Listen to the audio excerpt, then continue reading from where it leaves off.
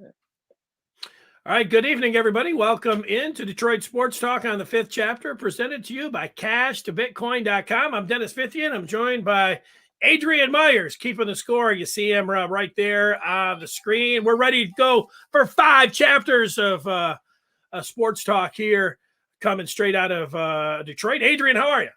I'm good, Dennis. I'm good. Ready to talk some sports. How you doing? I'm doing good too, man. There's quite a bit to talk about. Before I get to any of that, though, it's also, as it comes down, people say, nobody cares about your fantasy team.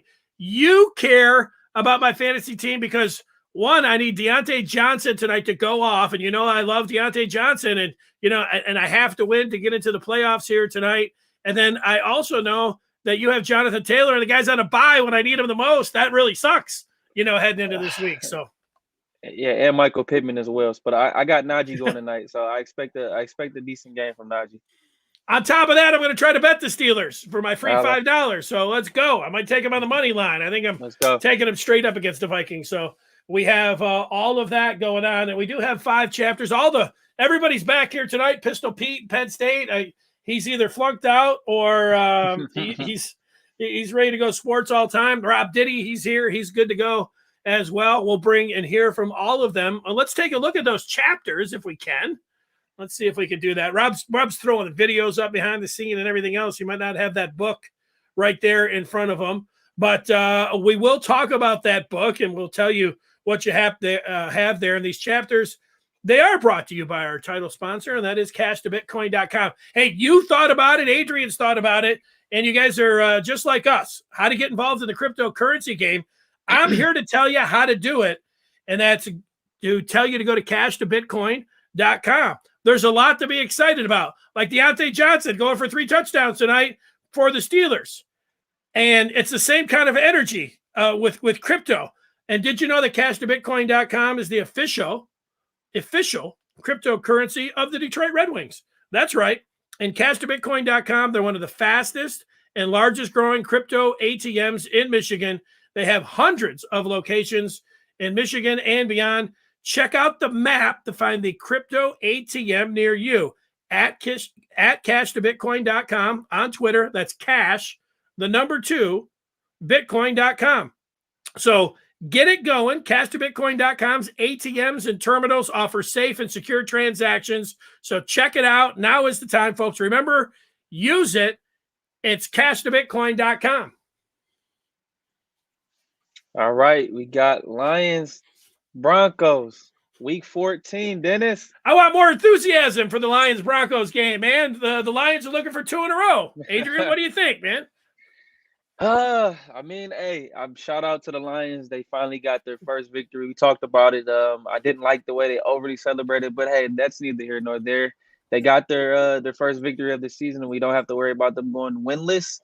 But a few things about this game, real quick, Dennis. I'm looking at the Broncos defense as the biggest matchup in this game against this Lions offense.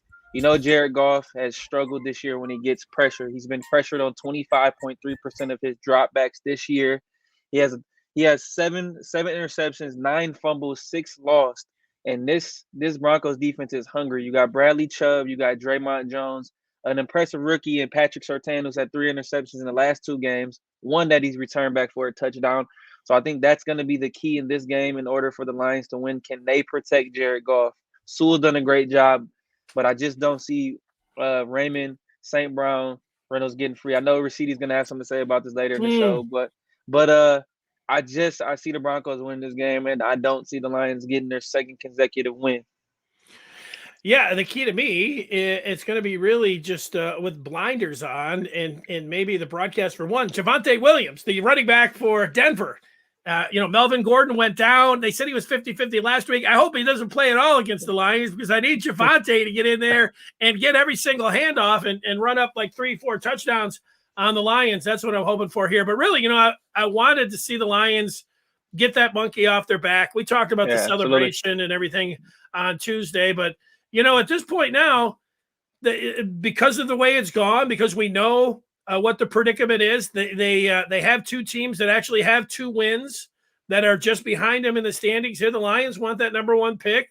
I have got to the point here. I don't want to get to this point every year, and some people say, I just don't want to root against my team. Well, you know what? What's best for the Lions here is that they don't win any more games. They got their one. I didn't want to see them have the goose egg there. But at this point right now, for whether it's draft capital if they move back or if they just stay right there and get the pick of the litter, I don't want them to win any more games. So I wouldn't mind seeing Amon-Ra St. Brown perform well. Derek Barnes, looks like he's a decent linebacker, could be part of this team in the future. I don't mind seeing, happy videos of Jared Goff and his girlfriend if he does well. I mean, all that stuff's good, but, no more wins now at 1-10-1. They got to finish this off. And I'm not getting mad at anybody if they're like, I don't care. I always root for them to win. I get that, even though I don't, it took me a while to transform, over the years, but, here I am with that. And even going with that, I do agree with you. They don't need to get any more wins, but the only positive outside, I just don't see them drafting a quarterback in the upcoming draft because it's not a strong quarterback class at the top or just overall. So this is definitely pass rusher territory. Like, well, we'll see. Pete, who is back, it's good to see him. Pete, you had a point on that number one pick. You don't think the Lions need to fool around here and win any more games, right? Absolutely, no. Also, I don't appreciate you bringing me on as I'm messing with my hat. That was not a great time. Hey, well, it's all good. People don't, you know what? You watch enough streams, man. You see people sit back, the eating. Eating's not a good thing to do on the air. It's never worked. I've been in radio long enough and seen enough people try to do it.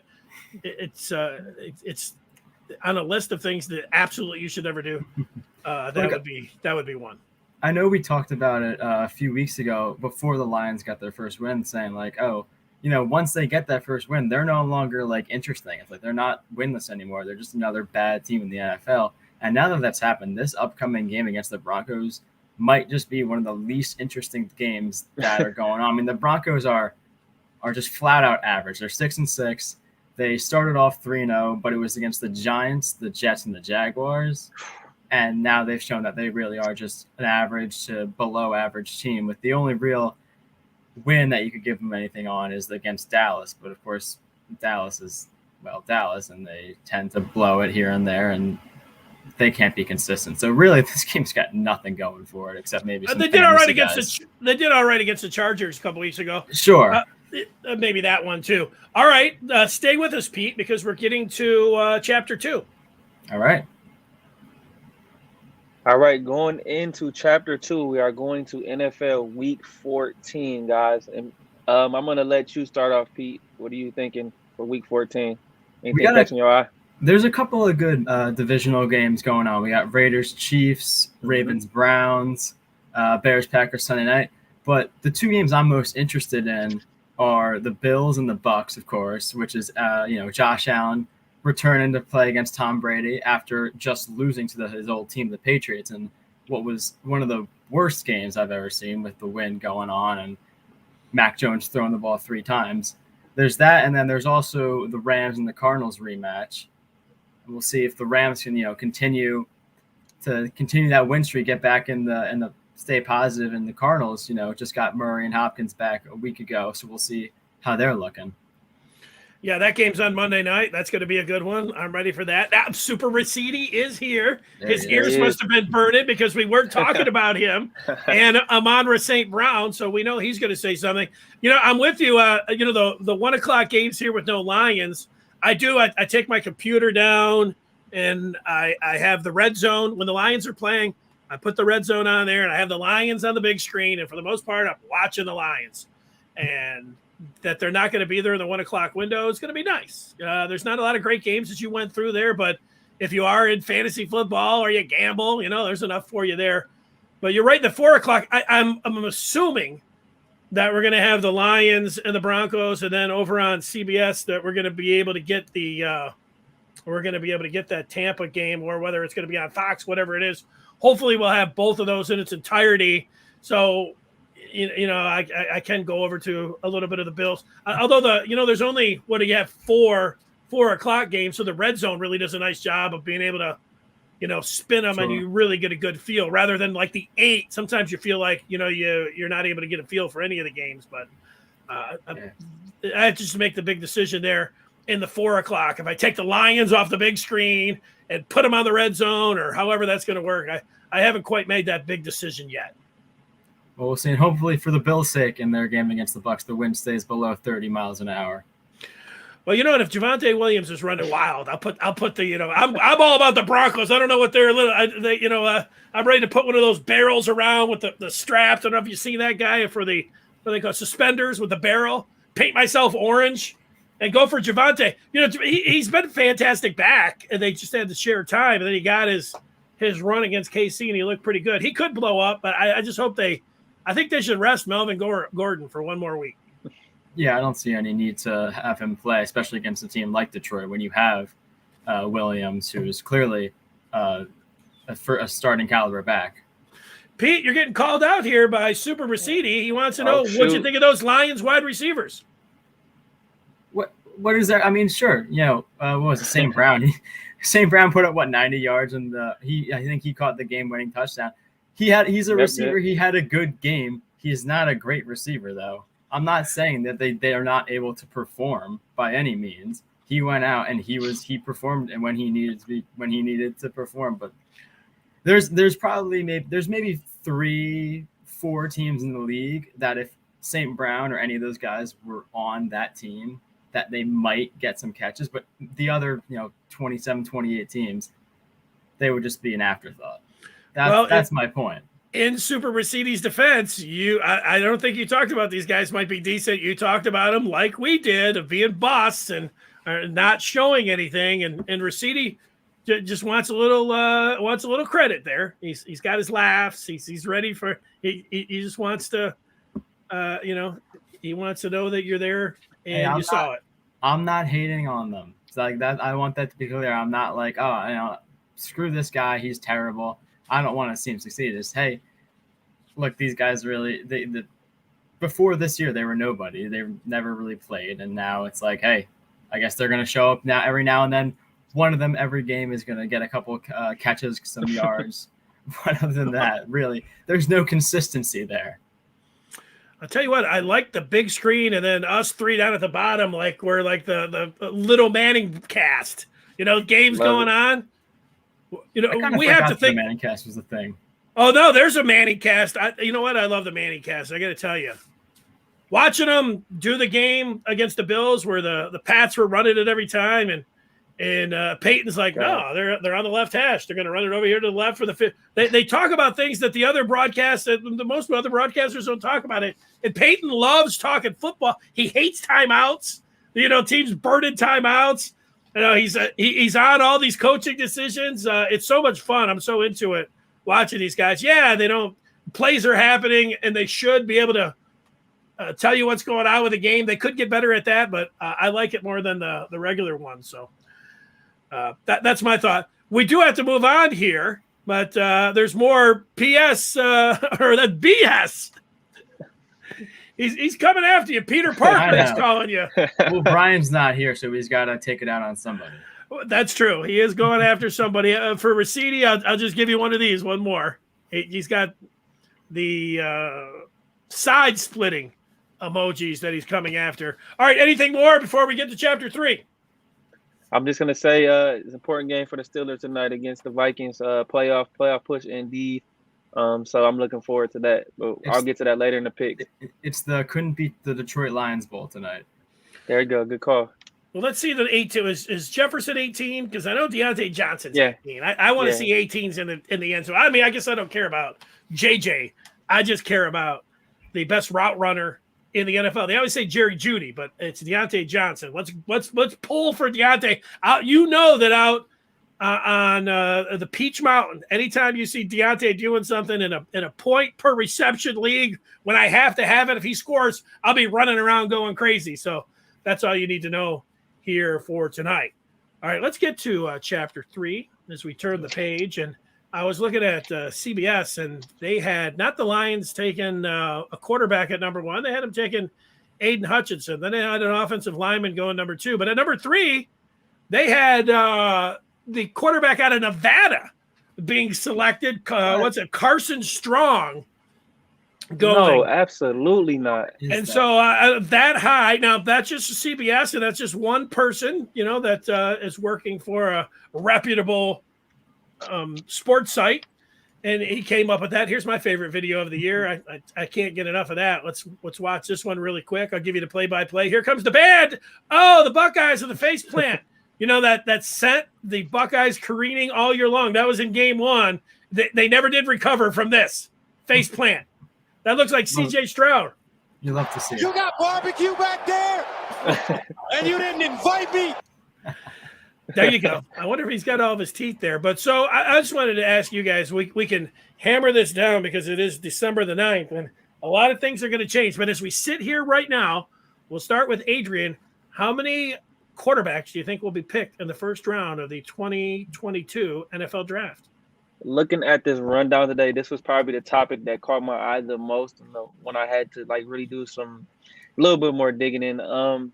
Coming into this season, I know we all thought that this quarterback class was loaded, from Sam Howell to Keaton Slovis to Sam Howell to this Carson Strong. But when it came down to it, I decided there's 3 quarterbacks that will be drafted in the first round. One is Matt Corral, the quarterback out of Ole Miss, who I think is the best quarterback in this draft. 2, Kenny Pickett, the Heisman finalist from Pitt. And 3, Malik Willis, the underrated guy from Liberty. They didn't have the best season in the world, but these are my top 3 guys. You can rank them in any order, but if I was to do it, I'd do Corral, Willis, Pickett. I think Pickett is a little too I think his ceiling is just, he is what he is right now. So he's not going to give you a lot of juice. He has a low floor, but a high ceiling. Malik Willis is ultra talented, but I like what I see from Matt Corral, but I'm just not overly I'm not impressed with this draft class, this crop of quarterback. Pete, are you impressed with this draft class? How many picks would Pete pick if we're making you select today? How many would you pick? Yeah, I'm not impressed with this draft class at all. And I actually had 3 quarterbacks and the same 3 guys as Adrian did, just slightly different order I had my projections for which teams right now is I think the Texans are going to take Kenny Pickett at 3. After, I think if Heisman finalist, I think they're going to be excited because of that. And they might jump the gun a little bit on him and take on number 3. I think the Panthers at 8 will take Malik Willis, and then Pittsburgh at 18 will take Matt Corral. Ooh, Pittsburgh. Is this the video of Corral Pickett acting like he was going to slide down and then kept going and took it to the house? That was here he is. Oh, yeah. Nice move, right? Did you guys talk about that at all Tuesday? We didn't. No, we didn't get to it. No. It was sweet though. I know there was somebody that said, "Hey, that somebody's going to get hurt because now they're going to tee off." It's true, but it still was sweet. I just hope that he plays in the bowl game against Michigan State. So it'd be pretty good. He should, because Michigan State's secondary. he could eat all day long there. If he's looking to move up in the draft, and he should play against Michigan State. He shouldn't just sit back. It's not like there's a no-fly zone there for the Spartans. He should be able to throw for 400 yards against the Do you think they should make that move illegal though, or they should keep it? They should. How can you do that? Go ahead, Adrian. No, I was gonna say no. I don't think they should make it illegal. How are you gonna police that? Because that's the first time I've ever seen a quarterback do a fake slide. I actually didn't think about it until I did, and I was like, that's pretty clever. It's like the pump fake in the NBA, but it's clever. Yeah. But sorry, go ahead. Well, I was gonna say, the coaches are gonna have to adjust, and you gotta. Just like when a guy's going out of bounds, you want to pop them and everything else. You just got to get with your hands and make sure that there's none of that. And I also think when they go to the replay, they need to look at it and say, hey, it's this quarterback, sometimes as soon as they get up there, they're still going to go and then they try sliding. So you got to be able to interpret that when you're talking about intent and everything else. I know it's hard to referee, legislate, all those things, but something else they can look at. Make a final point. I'll tell you what I think about these QBs. I was going to say, it's just kind of tough because as a defense, as soon as the quarterback gives himself up, you're not allowed to hit him. And you saw what happened is the entire defense stopped because he was going down, and that allowed him to beat him to the edge and score that touchdown. It was a great play at the time, but going forward, that's kind of tough, and that's something you can't really defend against. I agree with you guys with the 3 quarterbacks here. I'm just thinking, I watch a lot of college football. I watched North Carolina a couple of times, so I saw Sam Howell, and he doesn't look like anything special. I saw Desmond Ridder for Cincinnati, and against Notre Dame. I've watched him a couple times, and he wasn't getting any play. And I could see him slipping in there in the first round, especially if he goes out there against Alabama and performs well. I've never watched Carson Strong. I wouldn't know him if you put him in front of me. Like I don't know anything about him. I didn't watch Pitt at all this year. I talked about that on, putting out my 5 Heisman finalists. I've seen some of the highlights for him, and it's just like that. I've seen Ole Miss a little bit, and Corral throws the prettiest ball. I can tell you that. He spins it. I mean, he looks like a pro the way he throws the ball. But it's a game or two. I've watched the most of Sam Howell, but I think if I had to pick going into these bowl games, Corral, Pickett, that CBS mock draft that I was talking about that got me piqued my interest. They had the Lions, I think, at 25, wherever the Rams are right now.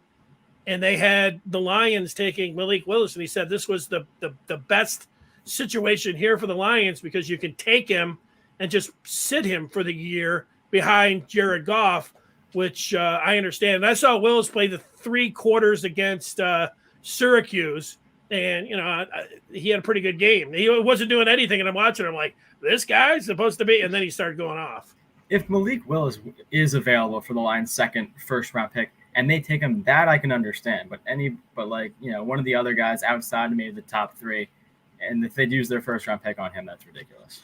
Skywalker going for 300. Raciti, here's Beth saying, what's the chance that the Lions take a quarterback? I think there's a really good chance that the Lions take a quarterback. I think that they could trade down. I also think that they could sit there in 25 and say, hey, we got 2 picks for Jared Goff, 2 first-round picks. Let's take one this year, the best one available that slides to him at 25, the one that they think is the best. If it doesn't work out, we'll come back next year. Maybe we'll take one at none. Maybe we'll take one, throw as much as you can at the quarterback position because if you get it right, I'm for the Lions taking a QB. Not at 1 overall, but I'm all right if they wanted to trade down. I'm all right if they wanted to take one in the 20s. All right. All right. Agree.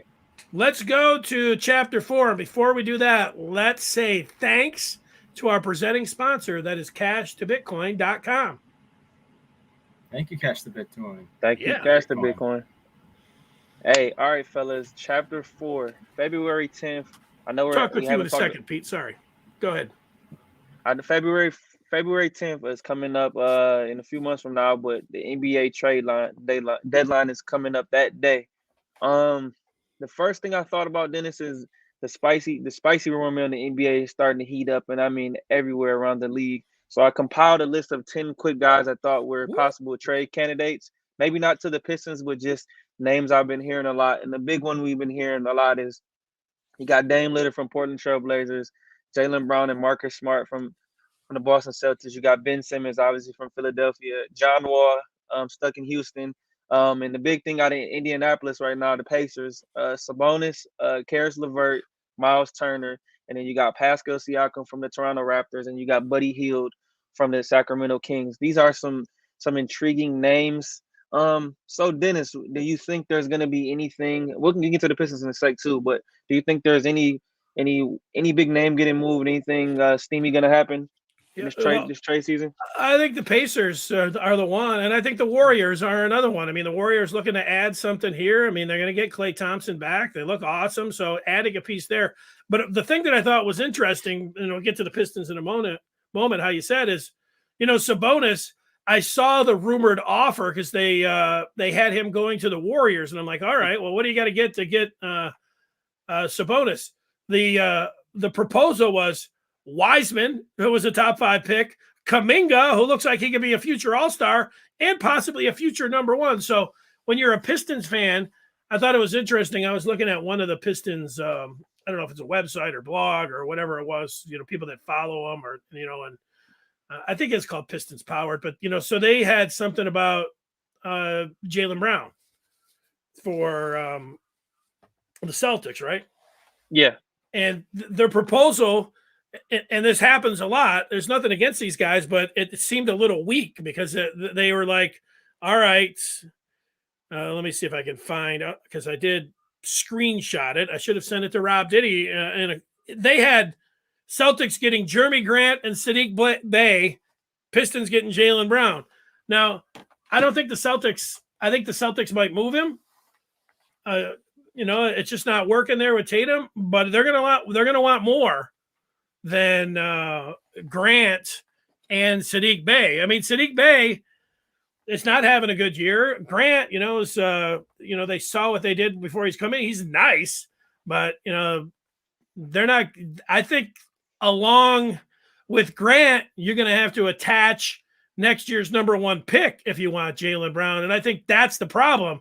There's a lot of guys out there that you might want to have. Miles Turner sounds like somebody from the Pacers, but, are the Pacers, they're looking to rebuild, so they don't want Jeremy Grant. If you want to throw that number 2 pick out there, you can get one of those guys. I'm sorry, not the number 2 pick, the number 1 pick next year. You can be involved with some of those guys.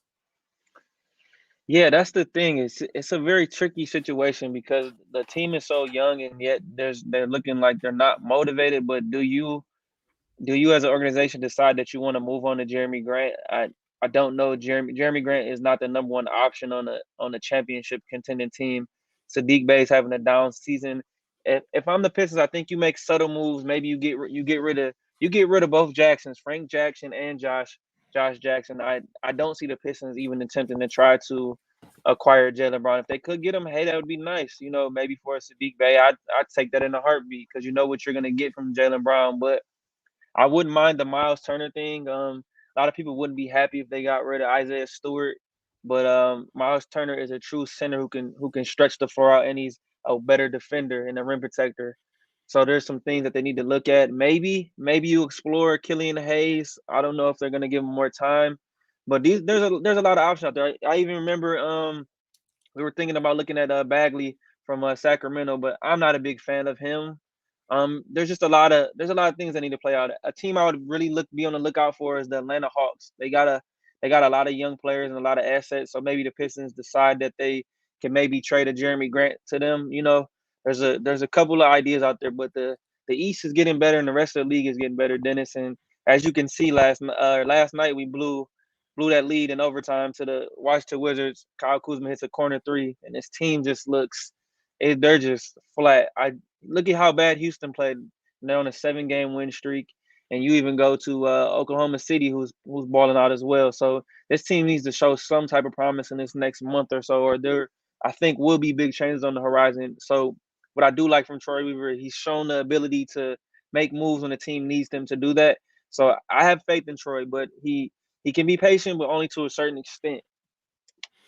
Yeah, 2 things. I don't think there's any chance. I know Rob keeps throwing up Ben Simmons' picture up there. I don't think there's any chance in the world. I mean, the Pistons don't even have anything that they have to put together to get Ben Simmons. The other thing is, Cade is the one that's in the mix. If Cade, he hasn't, had any indication that he's going to be like, damn it, you need to go out, make some kind of move, or I want to get out of here. But if Cade was like, hey, deal everybody because my boy's Kuminga or something like that, but that would be, you'd say, look, we'd have to give up next year's number 1 or something to get that. Then you'd have to make a tough decision if you're Troy Weaver. I just don't see them being able to get anything. We've got to wrap this up, but I'll ask you the question here. If you could get, pieces back out of an expiring deal or some young players, but nobody that anybody's going to really know, and you could get a number 1 from a team, but you're talking about, that's going to be in the 20s. Are you taking that for Jeremy Grant? No, I need a little more than that.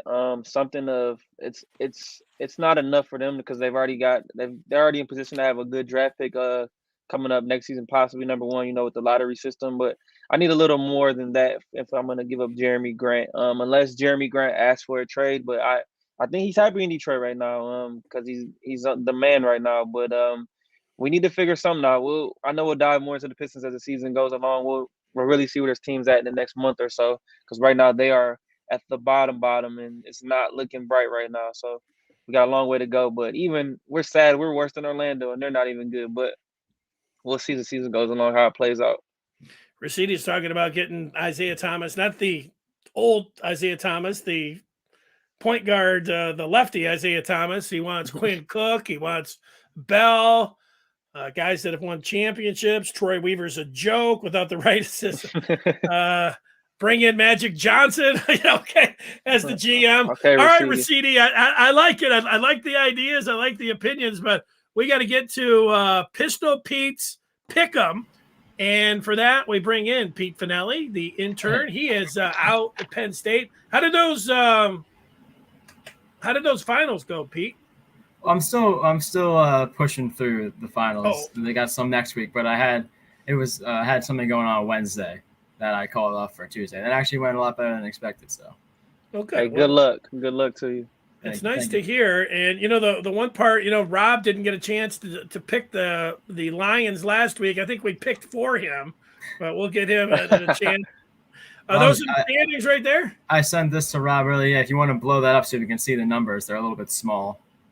Yeah, for somebody like me that has to put the glasses on. Penn State Pete, we see that you're in third. Number 2. Who's that over there at number 2? That's Adrian's Twitter picture. Oh, okay. I see him over there. There he is. And so I'm at number 1. All right, I had a good week. You had a good winner chicken dinner, baby. There you go. Nice. All right. All right, let's get to it. So we got for this week we got NFL. We got 5 games. No college, whatnot. So we're starting off. We got tonight's game. We got Steelers at the Vikings. Vikings are -3.5 favorites. So Adrian, how do you think our Steelers are going to do tonight?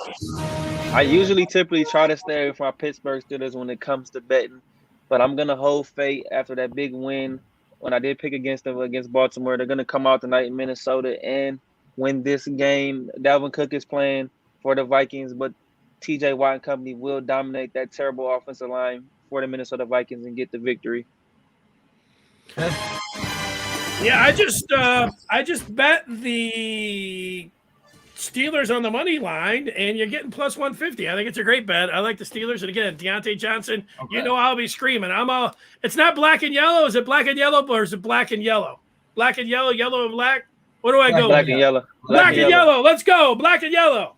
Yeah, Mercedes agreeing over there in the comments. Steelers all the way. I'm taking the Steelers too. Yeah, Mercedes. No need to talk about this one anymore. So let's move on to the Lions and the Broncos. Ooh. It's Denver -10. Man, that line's really moving.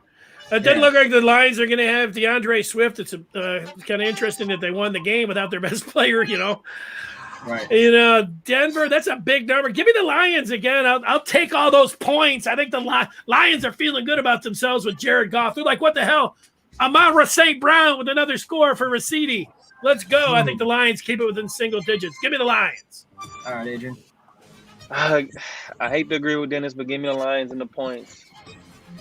Yeah, I hate there's no variety here, but 10 points is too much. So I'm taking the Lions. The Broncos aren't that great of a team. Teddy Two Gloves. Teddy Two Gloves. My favorite game of the week coming up: Bills at Bucks. It's Bucks -3.5. Adrian, take it away. Man, we are walking into a money grab right here, guys. Everybody is gonna roll with Tampa, being impressive the last few weeks. But give me Buffalo money line. They will go into Tampa and they will get this victory. Coming into a hostile environment, they had a horrible loss to the New England Patriots at home, but they will bounce back because they need this victory more than ever, or they'll be farther away from that East title. So give me Buffalo. All right. Yeah, I think if Adrian gets Buffalo with the win and he takes the money line, I think that he should get 2. It should be worth 2. But if it falls within 3.5, I don't think he should get the win then. So if he's going money line, though, I think it should be worth 2 wins. I think the Bucks are going to win by a field goal. So that makes me compelled to take the Bills and the points. All right, well, I'm going to take the Bucks on this one. And Raciti agrees with me too. So I feel like that's always a safe bet. Tampa gives me pay. Raciti likes Tom Brady. What can you say? I know that. Yeah. All right. Moving on, game number 4, Sunday Night Football. Bears at the Packers. It's Packers -12.5. But one of the guarantees in life is that Aaron Rodgers will always own the Chicago Bears. But by how much, you got to wonder. So, Adrian, what are you thinking? 12.5 points is a lot, but I'm going to take the Packers and I'm going to take the money line. Aaron Rodgers, what does he say last time? He owns the Bears, and that's what he will continue to do. They will steamroll Chicago easily and continue their chase for the number 1 seed in the NFC. So give me Aaron Rodgers and the Packers. All right. I'll take those points. I know David Montgomery, he's got a knee, an ankle, a chest, an ab. He's got so many things going on. But you know what? You got Justin Fields in there being the big-time underdog. I don't think they're going to beat the Packers, but I think Rodgers running his mouth, I think is going to spur on the Bears and this division rival, at least to keep it close. I think, Rodgers toys around with them. They'll get the win, but I'll take those points all day long. Give me the Bears.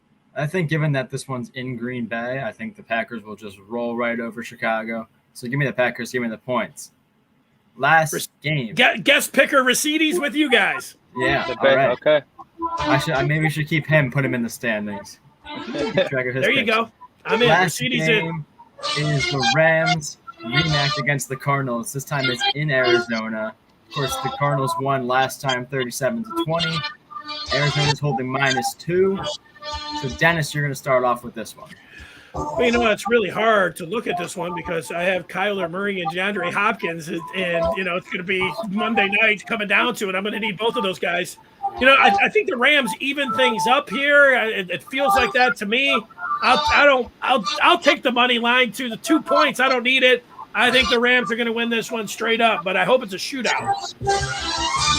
Give me the over. All right.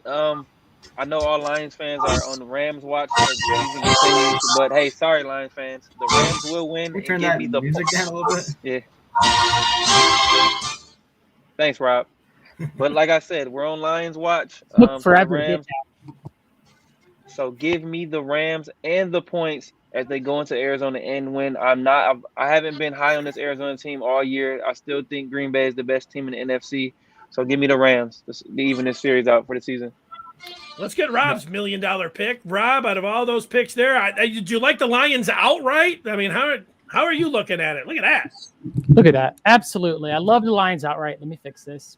Sorry. Complicated business back here. I'm loving Alexander Loney. There we go. I like this. I like that one. There you go. There we go. Hey, complicated. Trying to get this right.